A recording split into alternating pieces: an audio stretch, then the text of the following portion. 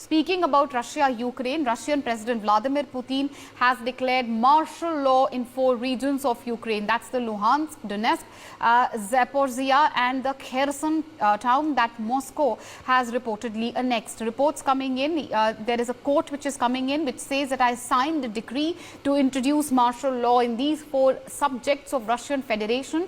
This comment is by none other than Vladimir Putin, who said this during a National Security Council meeting, following which Kremlin published a decree saying that martial law will be introduced in the regions from early Thursday. With the announcement of martial law, Russian President Vladimir Putin, the Ministry of External Affairs issued an advisory to Indian nationals residing in Ukraine to avoid non-essential travel in view of the escalating situation in the country. The ministry also advised Indian nationals to adhere to the security guidelines issued by the Ukrainian government. All right, Major Mohommed Shah is with us. Major Shah, one quick comment from you. We are reaching really the fag end of the discussion.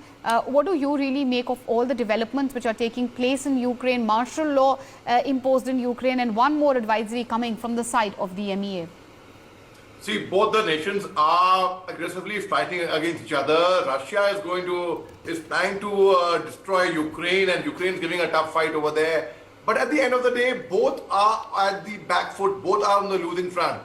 None of the countries are gaining from it. And in fact, there's a lot of psychological warfare, in fact, Meenakshi. There are a lot of, on YouTube, if you see, there are a lot of videos floating around that Russian tanks are being destroyed by the Ukrainian, by the Javelin missiles. Yes, Javelin missiles have a 100% accuracy, yes, but many of them are from video games. There's a lot of information warfare going around. Now, I'll give you a very small example and I'll quickly conclude with that. Supposing you and I are playing a game of chess. Now you kill 4 of my pawns in chess and I haven't killed any of yours. I haven't cut down any of yours. But thereafter, I make a move where I strike down your queen or give you a checkmate or your bishop or your castle.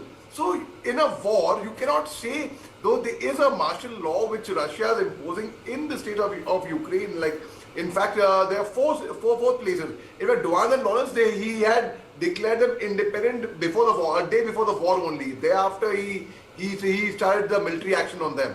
Now the Zaporizhia and the other place, he declared them, he declared them annexed under him, and now he's imposed military law over there.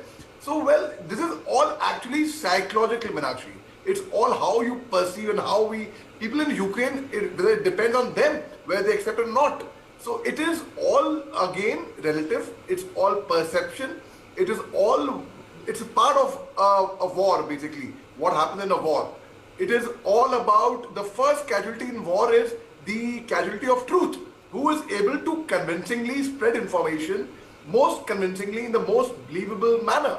So yes, when I see this martial law coming in 4 states in Ukraine, I see it as a part of war and nothing more than that. And yes, President Zelensky and the NATO countries will also retaliate. President Putin will retaliate, and it will lead to a mass destruction. There is no end to it. And because of this, Meenakshi, this war is going to go on for a much longer time.